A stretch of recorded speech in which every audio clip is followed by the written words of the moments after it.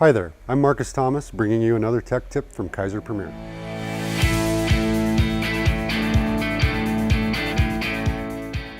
The OMNEX T110 remote and R160 receiver are a common remote system in the Hydrovac industry. We get a lot of calls on how to program or link a new remote to an existing receiver system. Today we're going to take you through this brief process. First thing to do is open up the R160 or receiver case. In some instances, this will be easier to do if the receiver is unmounted to get access to the case latches.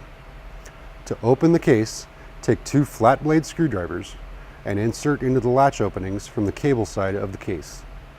Gently pry the screwdriver handles away from each other. The card portion of the case should unlatch and begin to slide out of the case. You can then slide the card out by hand and locate the setup button.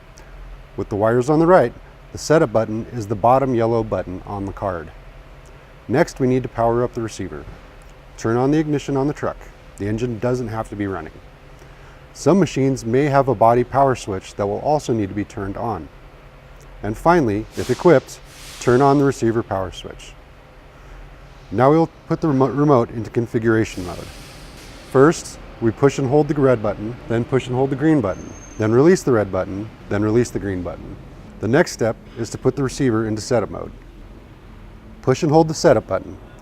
The status light or the light at the top of the row will flash slowly. When this light goes to a fast flash, you can then release the setup button. Finally, we push the green button on the remote to send the ID code to the receiver. The lights on the receiver will flash as well as the lights on the remote. When the lights on the remote turn off and the lights on the receiver stabilize, the code is sent.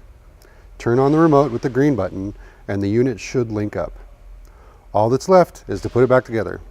Make sure that when you slide the card back into the case, the latches both firmly seat to ensure good weatherproof seal.